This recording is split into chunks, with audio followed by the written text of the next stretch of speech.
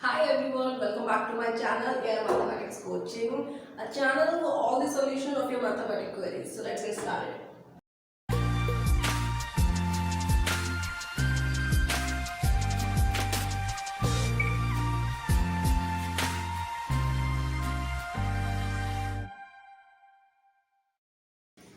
Hi 12th class, how are you बच्चा आज हम इस सेशन में एक्सरसाइज 4.2 स्टार्ट करने जा रहे हैं और आप इसके साइड में लिख सकते हो मोस्ट इम्पॉर्टेंट एक्सरसाइज। क्योंकि बोर्ड के पेपर में 6 मार्क्स का क्वेश्चन कंपल्सरी आता है, ओके। और 4.2 में से ही आएगा, आपको अच्छे से 4.2 करनी है। जिन स्टूडेंट्स ने 4.1 नहीं करी है बच्चा, लिंक उनका डिस्क्रिप्शन में दिया हुआ है, आप जाओ पहले 4.1 करो। 4.2 बच्चा बेसिकली है किसके बारे में? Properties of determinant. Properties of determinant आपको यहाँ पर अच्छे से प्रॉपर्टीज सीखनी है। मैं आपको आज यहाँ कंसेप्ट सिखा रही हूँ 4.2 का।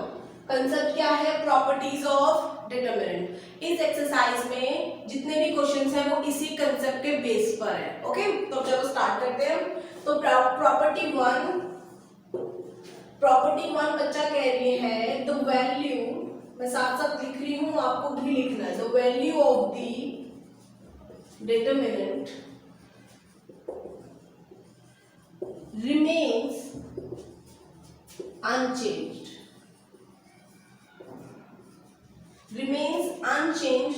if its rows and columns are interchanged, okay। बच्चा इस फर्स्ट प्रॉपर्टी का क्या मतलब है? The value of the determinant remains unchanged if its rows and columns are exchanged. अच्छा, किसी को ये तो कोई डाउट नहीं है प्रॉपर्टीज आई क्यों है? मैंने आपको बताया नहीं बच्चा, प्रॉपर्टीज बेसिकली आई क्यों, हमें क्या जरूरत पड़ी प्रॉपर्टी की? आपको पता है हमने 4.1 में क्या सीखा कि आपको कोई मैट्रिसेस दिया हुआ है, उसका डिटरमिनेंट निकालना है आपको, राइट। आप सपोज करो ये बहुत इजी था, हमने कोई रो सेलेक्ट कर ली, इसको यहाँ पे रखा, इसको क्रॉस मल्टीप्लाई यहाँ पर, देन माइनस, इसको यहाँ रखा, इसको क्रॉस मल्टीप्लाई, बहुत इजी था ना। बट व्हाट इफ डिजिट ये होती तो?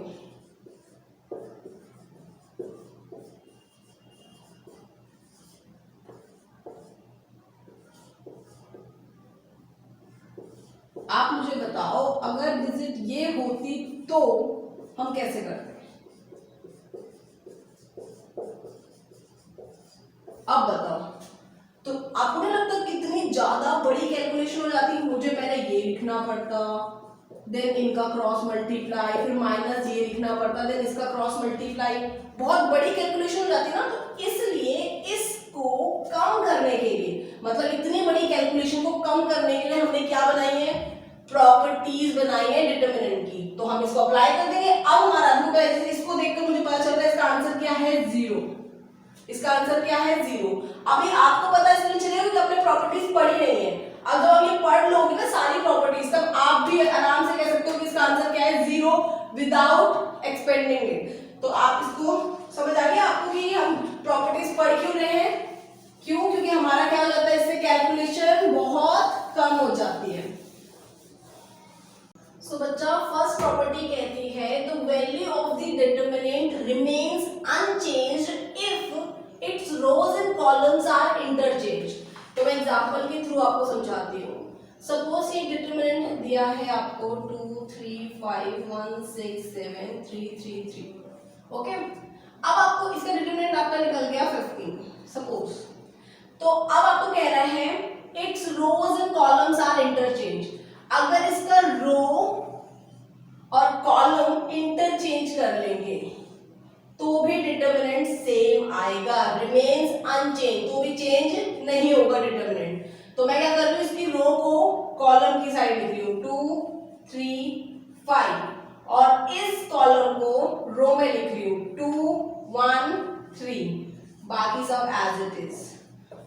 रोज एंड कॉलम्स तो आप 2 भी कर सकते हो, 3 भी कर सकते हो। ओके, तो भी मेरा क्या आएगा आंसर? सेम आएगा, मतलब डिटरमिनेंट चेंज नहीं होगा। डन, नोट कर सकते।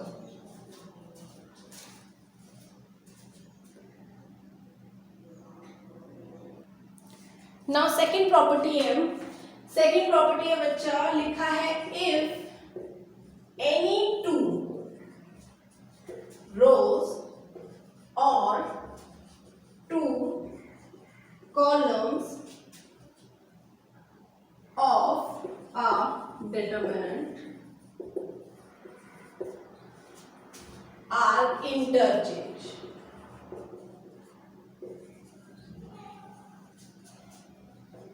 then sign of determinant changes। अब इस प्रॉपर्टी को उससे कंपेयर मत करना, सिमिलर मत सोचना। लिखा है इफ एनी टू रोज और एनी 2 कॉलम्स। यहाँ पे रोज एंड कॉलम्स ने लिखा कि इनको आपस में इंटरचेंज कर दो। कह रहा है कि एग्जांपल के थ्रू समझो कि अगर कोई डिटरमिनेंट है 2 2 5 4 4 3 2 1 6, कह रहा है एनी 2 रोज, कोई सी भी 2 रोज को डिटरमिनेंट की इंटरचेंज कर दो, मतलब इस रोज को इसके साथ, इस रोज को इसके साथ। तो इधर क्या हो रहा है, R1 इंटरचेंज हो रही है R2 से, तो मैं इंटरचेंज कर रही हूँ, ये R2 ऊपर चली जाएगी 4 4 3, R1 नीचे आ जाएगा 2 2 5 2 1 6। तब क्या होगा, अगर इसका आंसर 20 निकला है, इसका डिटरमिनेंट मेरा क्या निकला है 20, तो इसका क्या निकलेगा -20। Only sign, then sign of a determinant change. अगर इसका -20 निकला था तो इसका क्या निकलेगा +20। ओके, तो सिर्फ क्या होगा, साइन चेंज होगा, बाकी डिजिट सेम रहेगी। साइन चेंजेस, अगर ये माइनस है तो ये प्लस हो जाएगा, ये प्लस है तो ये माइनस हो जाएगा। कब? जब मैं आपस में इनकी रोज, चाहे वो R1 को R3 से करूं, R2 को R3 से करूं, चेंज हो रही है, तो हमारा वो क्या होगा, डिटरमिनेंट में सिर्फ साइन का फर्क आएगा। और सेम कॉलम का एग्जांपल ले लेती हूं।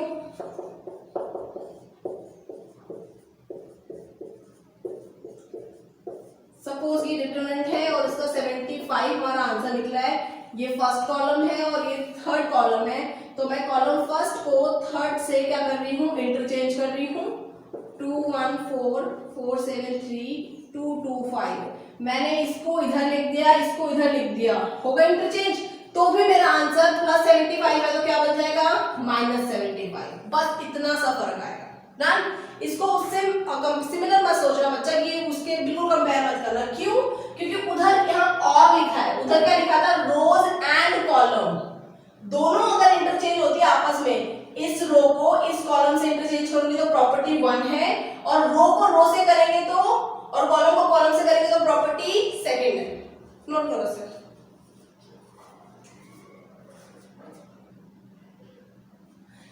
नाउ प्रॉपर्टी थर्ड बच्चा बोल रही है if any 2 rows or columns of a determinant are identical,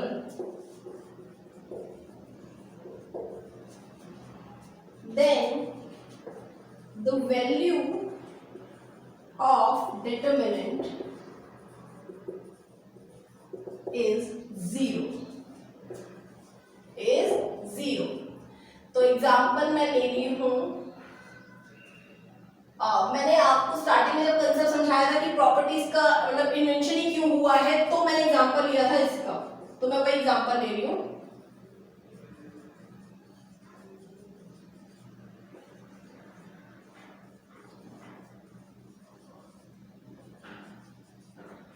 जब बड़ी बड़ी डिजिट है तो कैसे करते हैं, तो अब ध्यान से देखो, यहां पे R1 एंड R3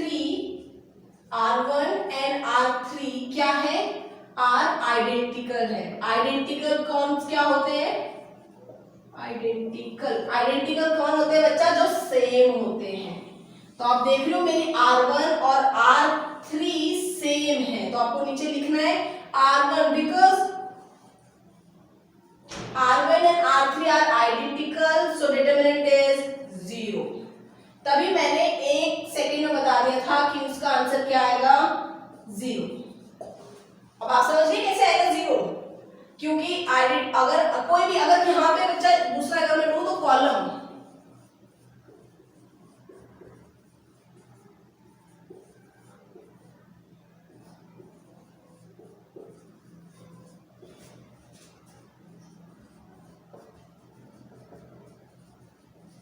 देखो इसमें कॉलम 2 एंड कॉलम 3 क्या है आइडेंटिकल है. Column 3 and column 2 and column 3 are identical so answer is so determinant is 0. ये कहनी है प्रॉपर्टी 3. ओके अगर आपके कोई भी दो रोज and 2 columns of a determinant are identical, only 2 rows and 2 column, तो क्या होगा वैल्यू क्या आएगी 0 आएगी. नोट करो sir.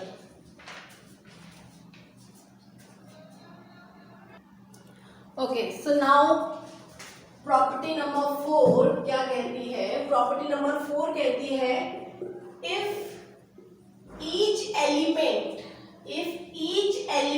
of a row or a column of a determinant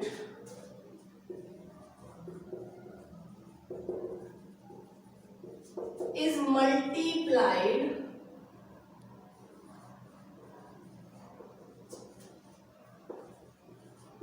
by a constant k,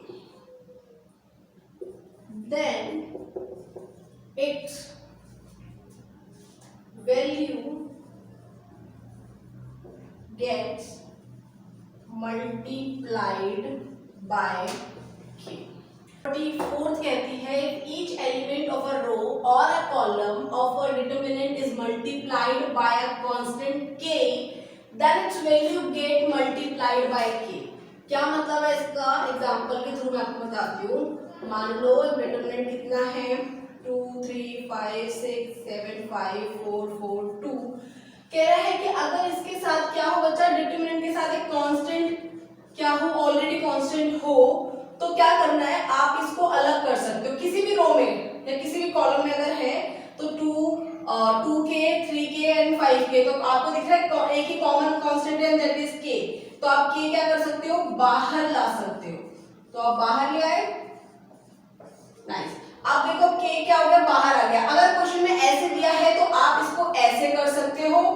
अगर ऐसे दिया है तो आप क्या कर सकते हो आपकी चॉइस है k को किसी भी रो या कॉलम में क्या कर सकते हो मल्टीप्लाई कर सकते हो. जैसे कि मैं रो से मैं इधर लेकर आई ऐसे बन गया. अब मैं k को कॉलम में ला रही हूं तो ये क्या बन जाएगा 2k 6k 4k 3 7 4 5 5 2.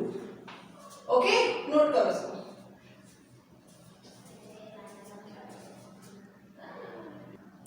Now fifth property बच्चा क्या कहती है. फिफ्थ प्रॉपर्टी कहती है इफ सम और ऑल एलिमेंट्स, ध्यान से सुनना, सम और all elements of a row और a column of a determinant are expressed as sum of 2 or more terms, then the determinant can be expressed as sum of 2 or more determinants. क्या मतलब है इसका. Okay मैं example के through आपको समझाती हूँ. कह रहा है if sum of all elements or of a row and column of a determinant are expressed as the sum of 2 or more terms. कह रहा है एग्जांपल में अगर आपके साथ ऐसा है, 2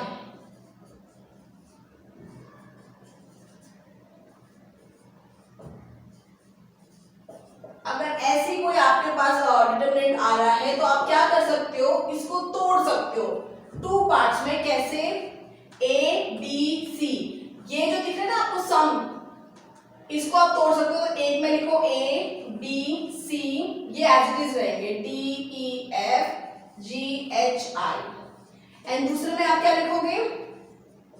दूसरे में क्या लिखोगे?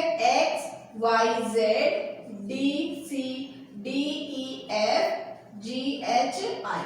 तो बस ये कह रहा है कि अगर ऐसी कोई दिख जाए सम ऑफ टू, तो आपको क्या करना है? इसके बाद सम ऑफ थ्री, तो आप थ्री में कर सकते हो उसे। तो आप क्या करोगे? इसको डिवाइड कर सकते हो। यहाँ पे थ्री होता तो हम तीनों में डिवाइड कर देते। ओके बच्चा, नोट करो इसे।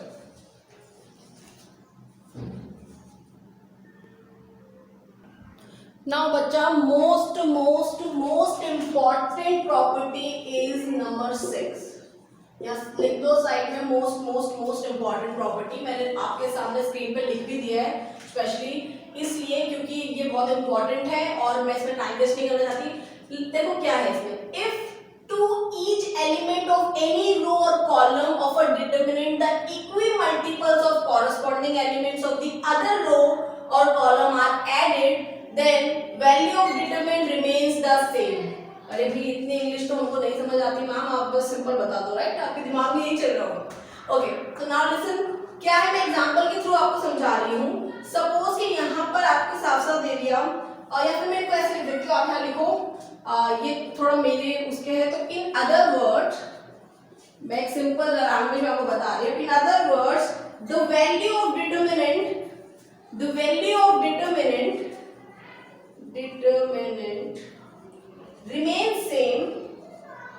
remains same if we apply, अगर हम क्या अप्लाई करते हैं? if we apply the following, like R1 अगर मुझे चेंज करना है तो R1 plus 2R2। Same column के लिए कॉलम चेंज करना है तो कॉलम प्लस के कॉलम 2, मतलब 2 यहाँ पे मतलब कांस्टेंट नंबर है। Now what does it mean? देखो बच्चा, यहाँ पे बोला है if to each element of any row और कॉलम, आपकी मर्जी है आपको रो चेंज करनी है या कॉलम। क्वेश्चन के अकॉर्डिंग बता रही हूँ, रो चेंज करनी है या कॉलम।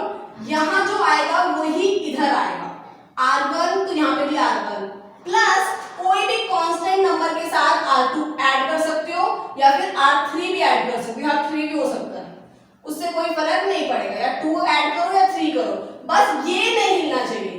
ये हमेशा R1 यहाँ पर है तो यहाँ पर भी क्या होना चाहिए? R1।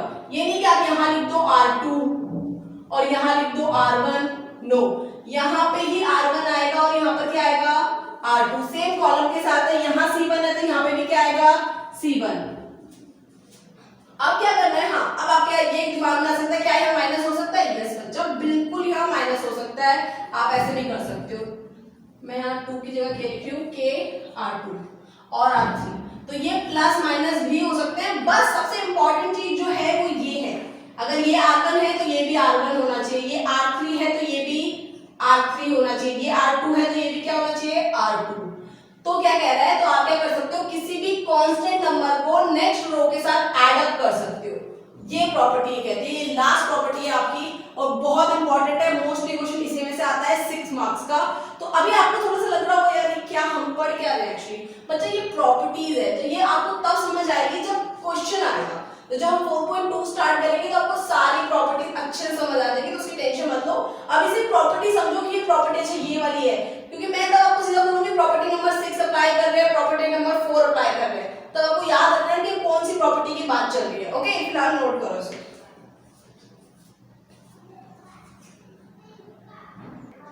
नाउ बच्चा, आपकी प्रॉपर्टीज तो खत्म होगी, आपके एनसीईआरटी बुक्स में 6 की 6 प्रॉपर्टीज मैंने आपको समझा दी, लेकिन आप नोट के साथ आप एक पॉइंट लिख लो, यहाँ पे बड़ा सा डालो नो, ये आप याद रखना हमेशा। तो मैं लिखवा रही हूँ आपको, इफ ऑल एलिमेंट्स, इसको आप प्रॉपर्टी नंबर 7 भी कह सकते हो, उसमें कोई वो नहीं है, एलिमेंट ऑफ एनी रो, क्योंकि आपको ये भूलना नहीं है, रो और कॉलम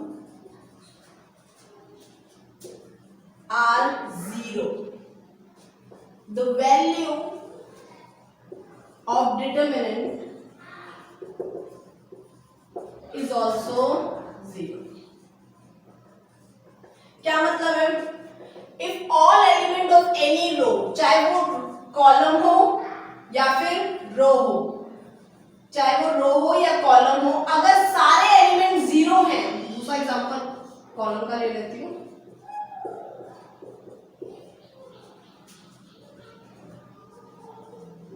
अगर किसी भी रो के तीनों एलिमेंट्स क्या हैं, किसी भी एक रो के सारे एलिमेंट्स क्या हैं, जीरो, और किसी कॉलम के सारे एलिमेंट्स क्या है, जीरो, तो उनका डिटरमिनेंट आप चुपचाप क्या लिख दोगे, zero by this statement. Okay, ना कि आप इसको सॉल्व करने बैठोगे। सिंपल सी बात है, अगर सारे एलिमेंट्स अगर जीरो हैं तो अगर हम इसको वो भी करें जो मैंने आपको 4.1 में सिखाया था, जीरो मल्टीप्लाई इसका क्रॉस मल्टीप्लाई माइनस जीरो इसका मल्टीप्लाई, तो भी आंसर क्या आएगा, जीरो। तो हम क्या करेंगे, by this statement it is answer is zero. Okay, this is very important, आप याद रखना, ये क्वेश्चन एक आधा नंबर का आ जाता है। ओके, तो बच्चा आपकी आज प्रॉपर्टी वाला एक्सरसाइज आपकी कंप्लीट हो चुकी है। अब मैं आपको कराऊंगी क्वेश्चंस, मतलब कंसेप्ट आपको क्लियर होने चाहिए। अब मैं आपको कराऊंगी क्वेश्चंस नेक्स्ट सेशन में, तो आप ये याद रखना कि हमारी 6 की 6 प्रॉपर्टी थी क्या। ओके बच्चा, तो मिलती हूँ नेक्स्ट क्लास में, आप इसे नोट कर लो तब तक।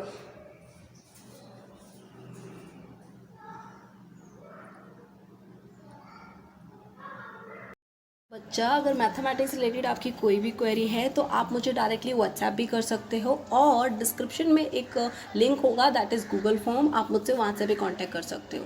और अगर आपने अभी तक मेरे चैनल को सब्सक्राइब नहीं करा है तो प्लीज़ इसे सब्सक्राइब कर दो और बेल आइकन को क्लिक कर दो ताकि सबसे पहले नोटिफिकेशन आपके पास आए। अगर आपको मेरी वीडियो अच्छी लगी है तो प्लीज़ इसे लाइक कर दो, कमेंट कर दो एंड शेयर कर दो। Thank you so much.